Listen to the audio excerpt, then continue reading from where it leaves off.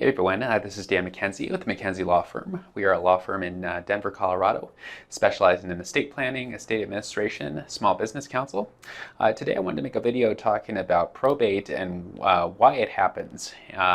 You may have seen people pass away and noticed that there was no probate process, that things just seemed to continue on. There wasn't any court case, the family just had the assets and were able to continue managing that person's affair, and like I say, they never opened any court matter or had any reason to need a court supervision. And so there's often confusion about that, and a lot of our estate planning clients come in and assume that probate is only something that happens for people who don't have wills, and they assume, well, if I have a will and it says what needs to be done, especially if that's not controversial, such as someone who's leaving everything equally to their kids, there wouldn't really be any need for a court supervision process, and that is not right either. As you can imagine, there are some very large estates out there. You know, if you have $10 million worth of stuff and it's got to be given out, we're not just going to let the family take that and disappear with it without making sure that they're the right people, and that all the bills have been paid, and that the taxes have been filed, and that everything has been done. I talked about what the probate process is in a separate video, so you can look for that. We don't want to clog up the courts with every person's financial affairs after they've passed away. We need a certain threshold. And so I'm in Colorado, as I mentioned at the beginning of this video. It's got its own standard for when this happens. Every state has its own standard, and they differ quite a bit, actually. And in Colorado, the standard is that if you have, as I'm filming this, $70,000 or real estate in your name, then a probate process is going to have to be opened. And so how do we calculate that? There's a relatively straightforward formula usually for how this gets done. And so when we're looking at assets and how they get transferred, you actually have a number of ways to accomplish this. And you actually have a few things in place. Even if you think you've never done any estate planning at all, most people have taken some steps to ensure that things would be transferred to certain people if they passed away. And so the first of those is actually deciding how you are going to title assets. So asset titling. And so in married couples especially, we might have situations where, of course, the very common thing is you own a house together. And so you're both on the deed for that house. And it says that you own that house jointly.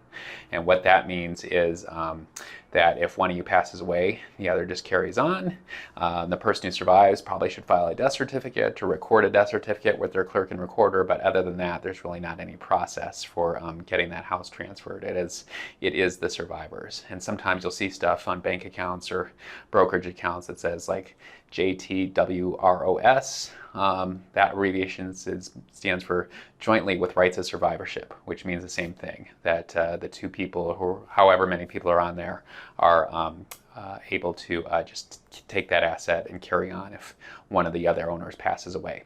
And so that can be very convenient. Sometimes people will put other people on assets specifically for this reason. A very common situation is people will put their adult kids on their houses or bank accounts for this exact reason.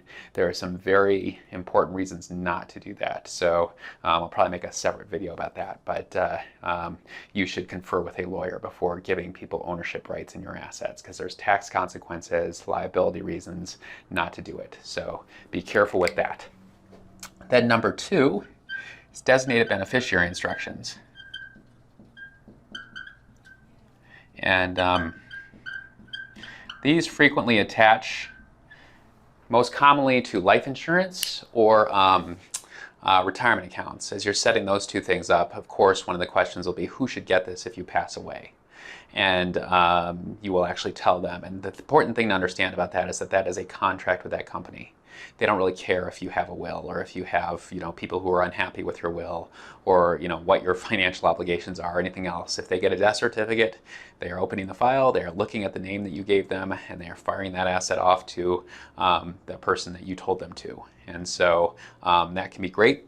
It can be really convenient and fast. especially with life insurance. That is one of its primary purposes, is to make sure if somebody needs to make a mortgage payment that week, or somebody has already incurred final expenses or has taxes due or whatever else, needs to keep a business going. All those things can be quite urgent, and you need cash immediately. So we can't wait around for a probate process to determine whether the name you wrote down is correct. We want that money out fast. But sometimes those get out of date and people forget what they put down on there. They don't update it to, as their plan changes to correlate with what they want to do today. And so sometimes it can cause huge problems.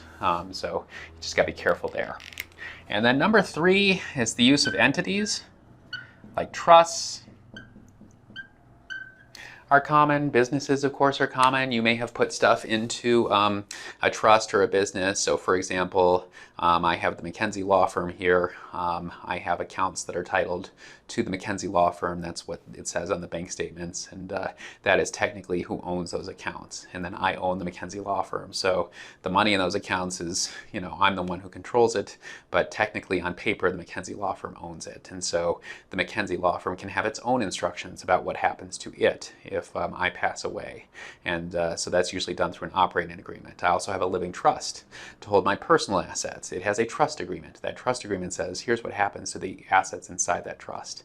And again, I've got another video separate from this explaining how trusts are structured and what they can do. So you can look for that there. And then finally down here, after all this is your will shows up.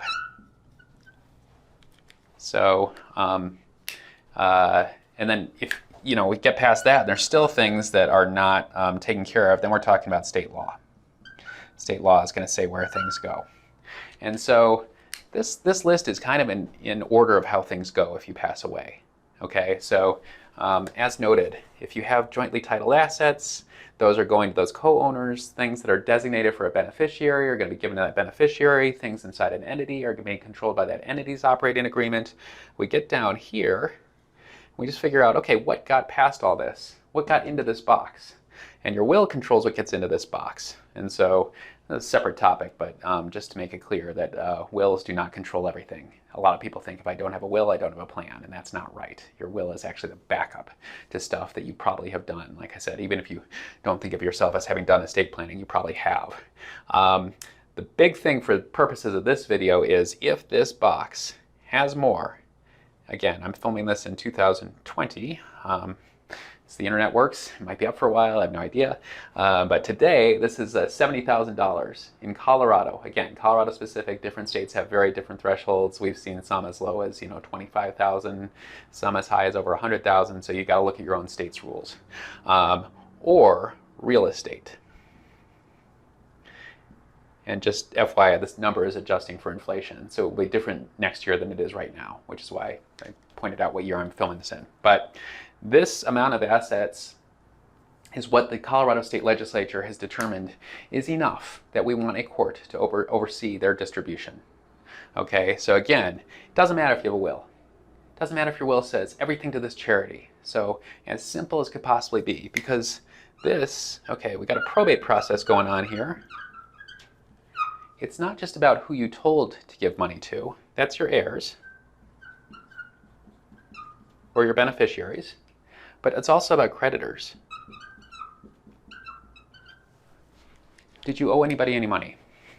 And you almost certainly do, right? And not just because you've passed away. Obviously, you can pass away, you can incur medical bills, or again, there are final expenses. There are things that will come up specifically because you have passed away. So there will be bills that way. But also, you probably have ongoing obligations that somehow need to be dealt with. So if you have a mortgage payment to make, if you have a cell phone bill to pay, your utilities, your insurance, like all this stuff that you're paying on a regular basis, and you might be in a billing period that is current and still running. And so somebody needs to go out there and make sure that those bills are covered and those accounts are closed in a proper way and all that kind of stuff.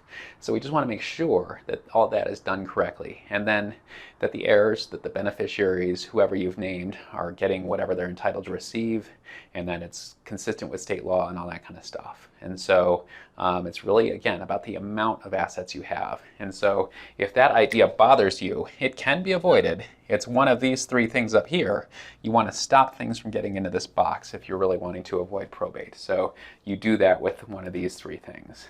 And just FYI, overshadowing all of this is your marital status.